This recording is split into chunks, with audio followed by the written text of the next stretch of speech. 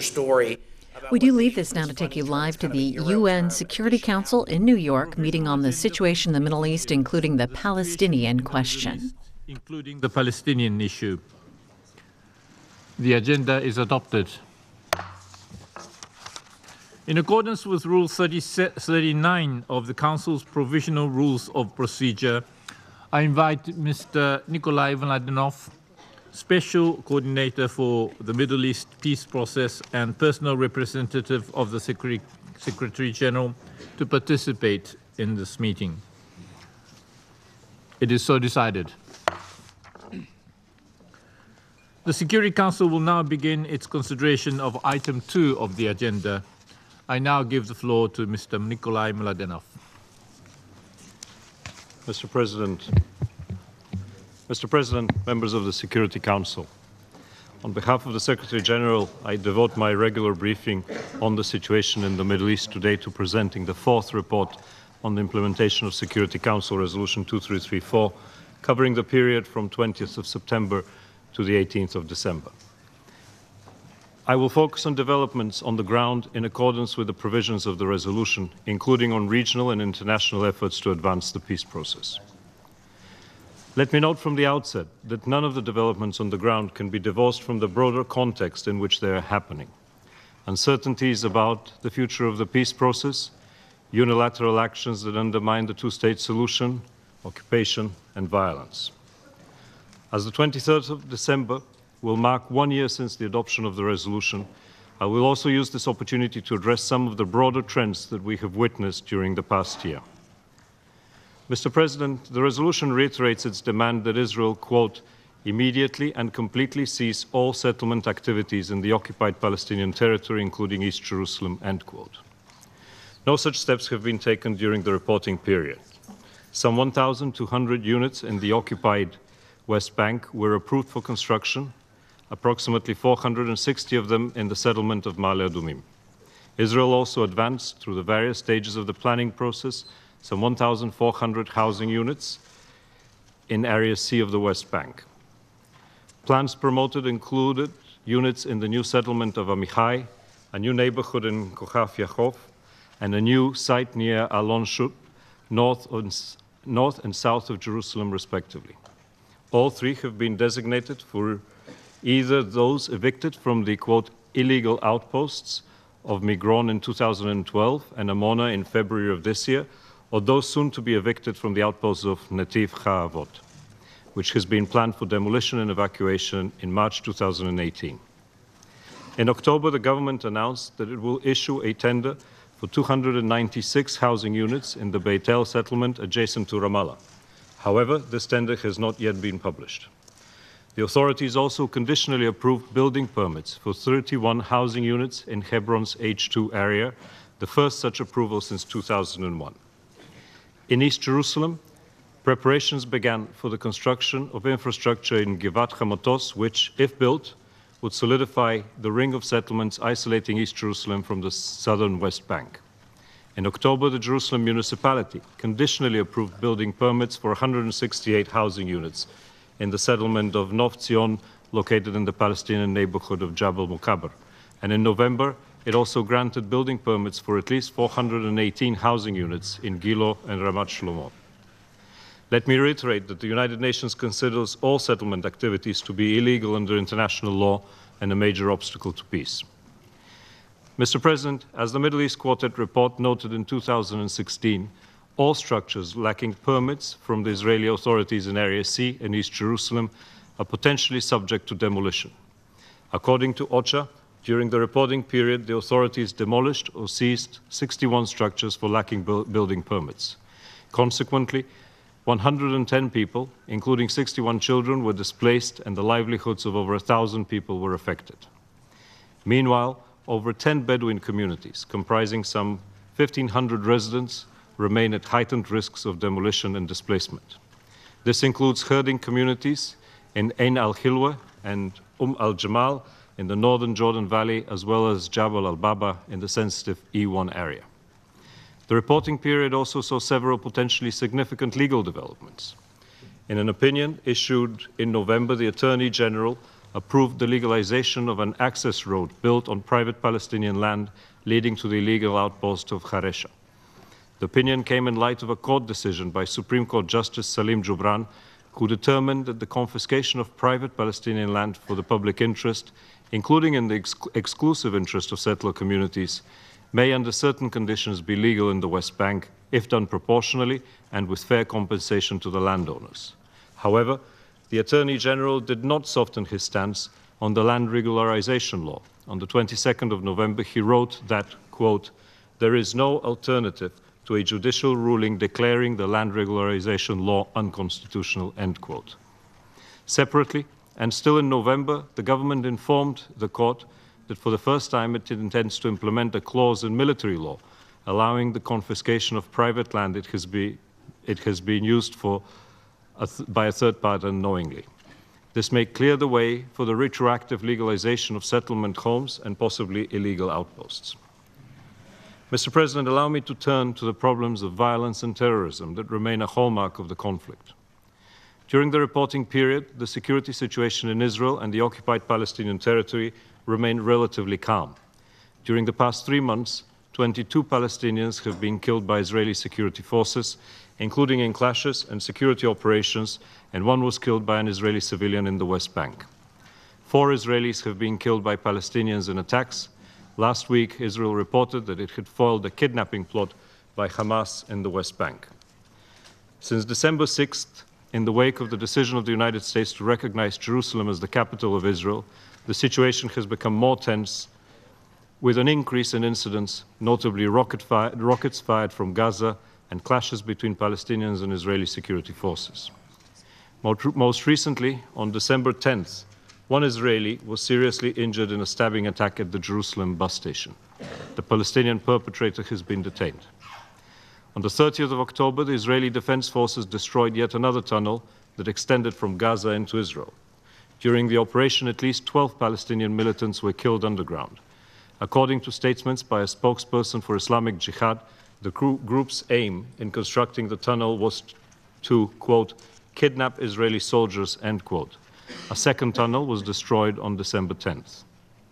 On the 31st of October, a 25-year-old Palestinian man was shot dead by the IDF while in his car near the settlement of Halamish.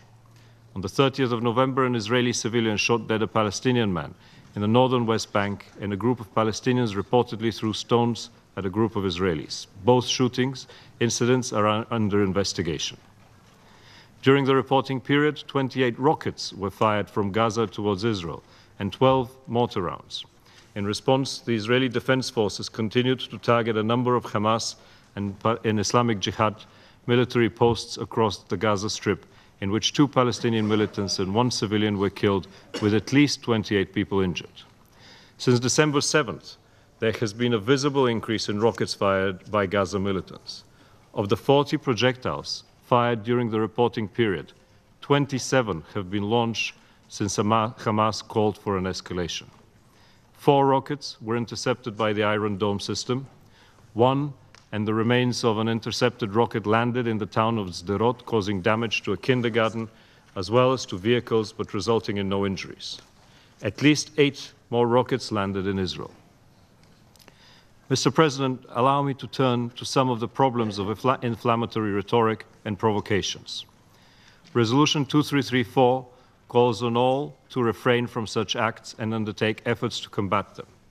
During the reporting period, while on a visit to Iran, Hamas leaders continued to make deplorable calls for the destruction of the State of Israel. The level of provocative rhetoric has heightened since December 6th, including with calls for escalation, violence, and an intifada. On its official social media pages, Fatah continued to celebrate perpetrators of past attacks against Israelis, including a 26 September attack in Haradar, in which 2 security guards and a border policeman were killed. Most recently, Hamas and other factions applauded the stabbing attack at the Jerusalem bus station, organizing rallies in Gaza and the West Bank and calling for escalation. Israeli politicians have also made provocative statements during this period, including by calling for, quote, "only one state between the river and the sea," end quote, or, quote, "recognizing Judea and Samaria as Israel." Mr. President, Resolution 2334 reiterates the call by the Middle East Quartet for both parties to take steps to reverse the negative trends on the ground that are imperiling the two-state solution. While the goal of realizing a sustainable peace based on the two-state solution remains elusive, Palestinian factions signed an agreement on the 12th of October to allow the Palestinian Authority to assume control of Gaza. The Gaza crossings fully returned to the control of the Palestinian Authority on November 1st, and public sector employees recruited by the PA prior to 2007 registered in preparation for establishing a unified workforce. The process, however, is faltering over substantial disagreements, including on important questions related to the payment of public sector salaries, the lifting of PA-imposed measures, and Hamas giving up its security control of Gaza. Despite repeated calls for the Palestinian Authority to alleviate the electricity crisis in Gaza, which was exacerbated by the PA's decision earlier this year to reduce payments to Israel, residents still live with 4 hours of electricity per day. 45% of essential drugs and medical supplies are at zero stock, while basic services are only maintained through donor-funded emergency fuel distributed by the United Nations. On December 7th, an additional $2.2 million was released from the UN Humanitarian Pooled Fund to cover urgent health and food security needs in Gaza. On a positive note, talks between Israeli and Palestinian ministries of finance resumed during the reporting period. On the 28th of November, Israel transferred to the PA a lump sum amount of some $63.8 million in VAT collections and tax clearance. Construction of the northern Gaza emergency sewage treatment plant is expected to be completed by the end of this month. Israel has informed the Palestinian Authority of its willingness to increase the energy supply to Gaza by 6 megawatts for this plant. If implemented, this will help address critical sewage and broader environmental problems in Gaza and beyond. Mr. President, during the reporting period, there have been no developments related to member states distinguishing in their relevant dealings between the territory of the State of Israel and the territories occupied in 1967. Regrettably, the reporting period has not seen significant positive moves towards advancing peace, and the parties remain divided further than ever. The US President announced in December his decision to recognize Jerusalem as the capital of the State of Israel, while stating that final status issues remain for the parties to be determined. He also made clear his commitment to advance peace between Israelis and Palestinians and called for the status quo at the holy sites to be respected. Since then, the Palestinian leadership has cancelled meetings with visiting US Vice President Pence, called for the establishment of a new mechanism to achieve peace. The Palestinian president has also vowed to seek unilateral recognition of Palestine and to seek full membership in international organizations in the absence of a meaningful peace process. The United Nations maintains the view that Jerusalem is a final status issue that must be resolved through direct negotiations between the two parties on the basis of the relevant Security Council and General Assembly resolutions, taking into account the legitimate concerns of both Palestinian and Israeli sides. Mr. President, members of the Council, in closing, I would like to share some broad observations on developments concerning the provisions of the resolution during the past year. Firstly, continued settlement construction in the occupied Palestinian territory contravenes Resolution 2334. Significantly more housing units were advanced and approved in 2017. The number of units advanced and approved more than doubled from 3,000 in 2016 to nearly 7,000 in 2017. In East Jerusalem, the increase has similarly been from 1,600 in 2016 to some 3,100 in 2017. The number of tenders, however, published and open for bidding has decreased this year. In Area C, out of tenders for 3,200 units that were announced in 2017, only 2 for some 50 housing units have been published so far. For the first time since 2010, in East Jerusalem in 2017, there have been no new tenders published. About 80% of the settlement moves this year were concentrated about 50% of the settlement moves this year were concentrated in and around major Israeli population centers, while some 20% were in outlying locations deep inside the West Bank. The number of Palestinian-owned structures demolished in 2017 in the West Bank was significantly lower than in 2016 and the lowest since 2009. In total, 400 Palestinian-owned structures were demolished in the West Bank, including East Jerusalem, during 2017, a sharp decline compared to the over 1,000 structures demolished in 2016. In addition to these developments, 2017 has seen worrying legislative, judicial, and administrative initiatives that aim to change the long-standing Israeli policy concerning the legal status of the West Bank and the use of private Palestinian land. Settlement-related activities undermine the chances for the establishment of a viable, contiguous Palestinian state as part of a two-state solution. Secondly, continuing violence against civilians and incitement perpetuate mutual fear and suspicion.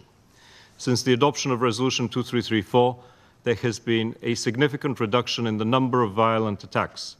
In 2017, there were 109 shootings, stabbings, rammings, and bombing attacks conducted compared to 223 similar attacks in 2016. Regarding fatalities, 72 Palestinians and 15 Israelis were killed this year, compared to 109 and 13 respectively in 2016. I call on the international community to join the United Nations in condemning terror attacks and such reckless action that impede any efforts to bridge the gap between Israelis and Palestinians and empowers extremists. Nothing justifies terror, no cause, no grievance. The terror threat from Gaza of indiscriminate rocket attacks and tunnel construction continues, and the recent escalation by militants in Gaza is reckless and dangerous. I urge all Palestinian factions to commit to rejecting violence, inflammatory rhetoric, and provocative actions that undermine the cause of peace. Israel must also uphold its responsibilities under international human rights and humanitarian law and calibrate its use of force. Thirdly, bringing the legitimate Palestinian National Authority back to Gaza is key to alleviating the humanitarian crisis, lifting the closures, and enhancing the prospects for peace. I commend Egypt for its tireless efforts in this respect and encourage all sides to focus on addressing the devastating humanitarian situation with an immediate focus on the electricity crisis, and to ensure that agreement is reached on mechanisms to implement the October 12th intra-Palestinian agreement in full. Fourthly, this past year has witnessed important progress in finalizing agreements between Israel and the Palestinian Authority with regard to water, energy, telecommunications, and other areas aimed at improving the economic reality for Palestinians. These efforts are critical to rebuilding trust, and obstacles to their realization must be removed. The United Nations will continue supporting such efforts. Fifth, I'm particularly concerned as to the future of our collective efforts to achieve peace between Israelis and Palestinians. The United Nations remains strongly committed to supporting all endeavors towards a negotiated two-state solution. The Secretary-General has been clear that ending the occupation and realizing a two-state solution with Jerusalem as the capital of Israel and Palestine is the only way to achieve such a vision. Today, however, there is a growing risk that the parties may revert to more unilateral actions. Mr. President, in the current environment, the continued absence of a credible proposal which can become the basis of meaningful negotiations is damaging the prospect for peace.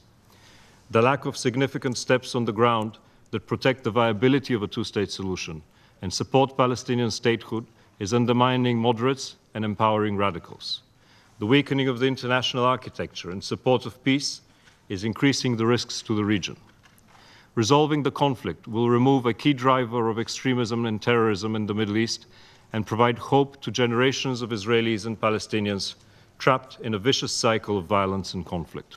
Thank you. I thank Mr. Mladenov for his briefing. I now give the floor to those members of the Council who wish to make statements.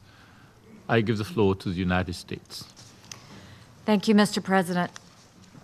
In this meeting, I will not use Council's time to address where a sovereign nation might decide to put its embassy and why we have every right to do so. I will address a more appropriate and urgent concern.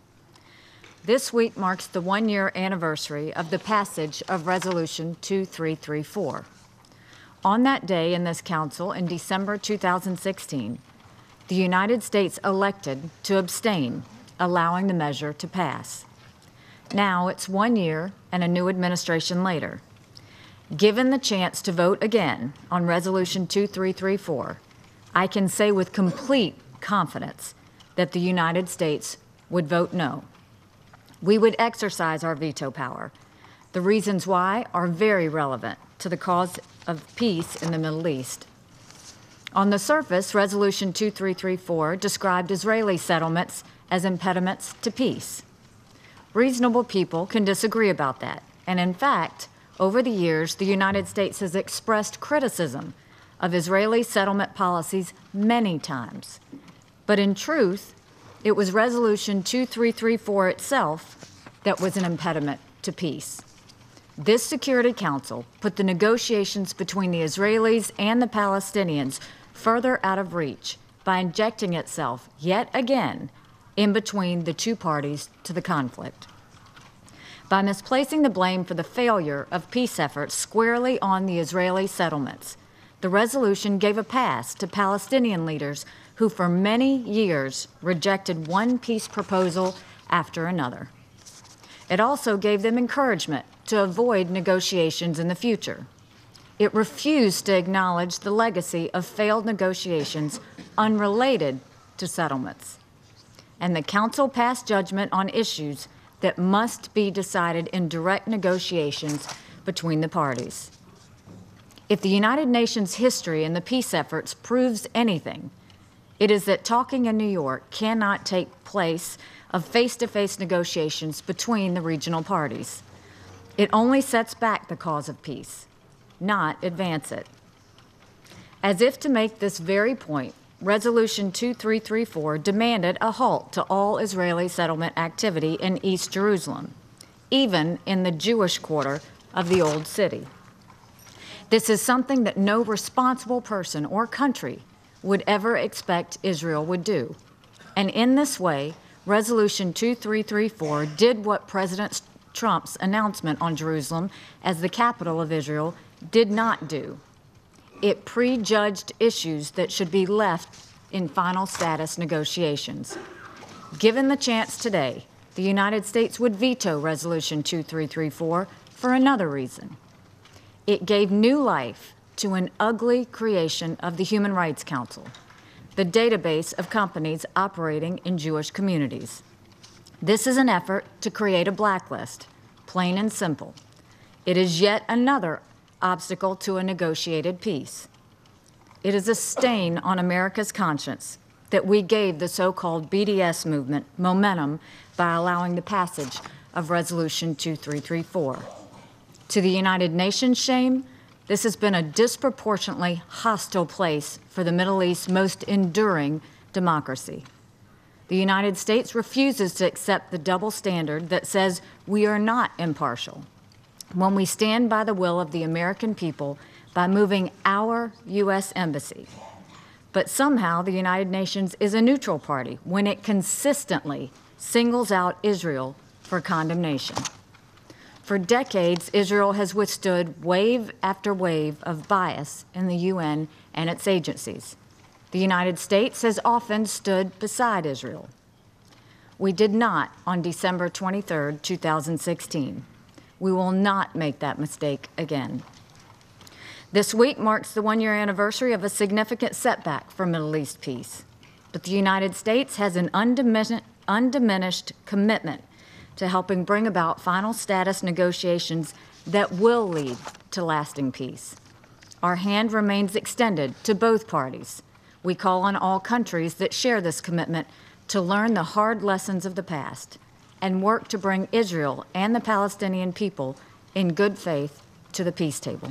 Thank you very much. I thank the representative of the United States for her statement. I now give the floor to the representative of Uruguay. Gracias, señor presidente. Thank you, Mr. Como cada President. mes, agradecemos. As we do every month, we'd like to thank the Special Coordinator for the peace process in the Middle East, Mr. Nikolai Mladenov, for his very comprehensive and detailed briefing. Sobre todas las cosas, le agradecemos su trabajo. Above all else, we'd like to thank you and your team for your work, done very earnestly, which shows commitment to the task given to you, and we should duly recognize this. And you can count in the future on the full support of Uruguay.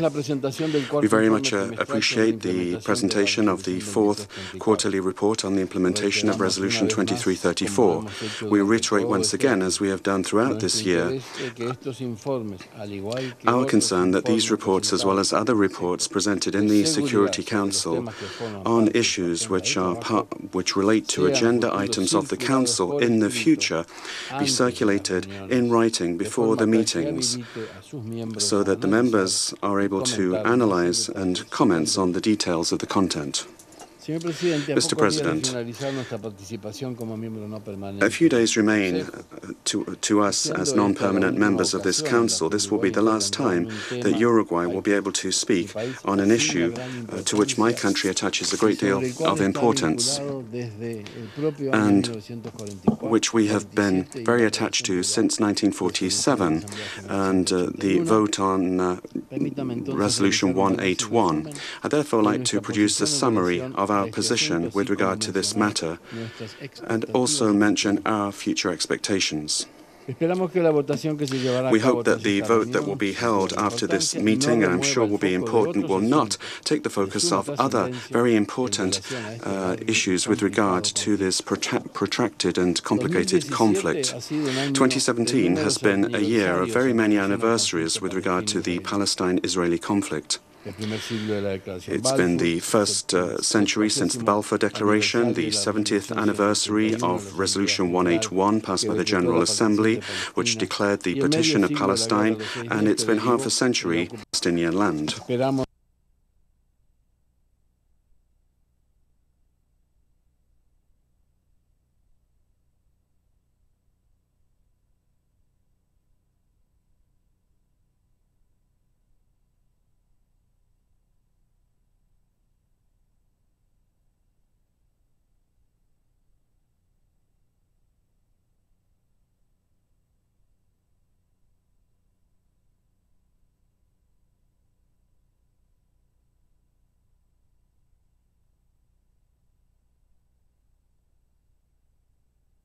Be respected and ignoring others.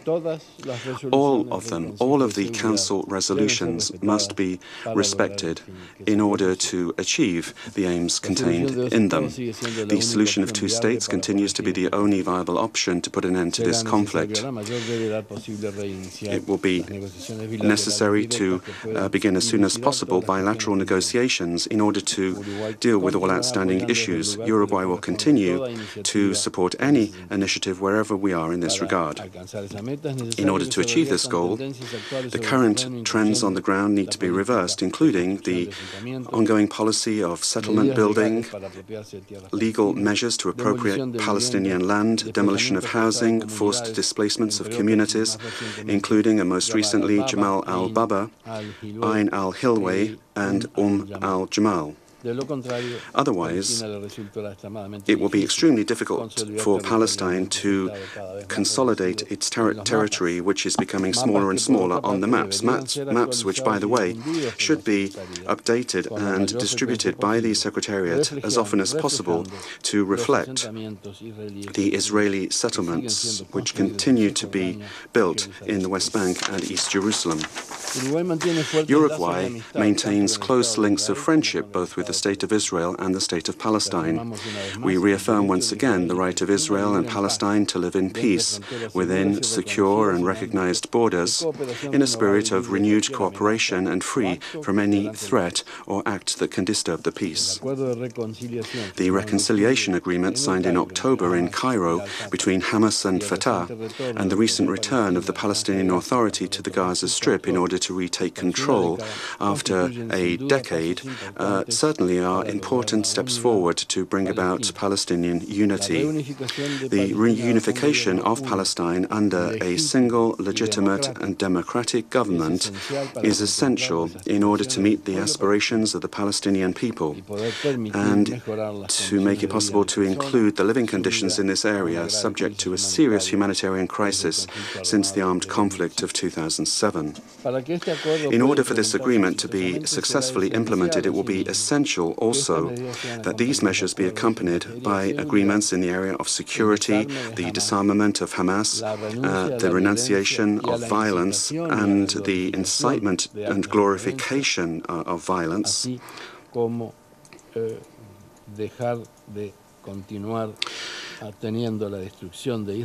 and there must also be an end put to this continued stated goal of the destruction of Israel. Likewise, the non-recognition of Israel as a state by various countries in the region is a signal which is completely contrary to a climate that would develop a peace process. In this very complex situation, but still with some signals of hope, it's more necessary than ever before that the Security Council and the entire international community remain unified in their desire to find a peaceful resolution into all aspects of the Palestinian-Israeli conflict.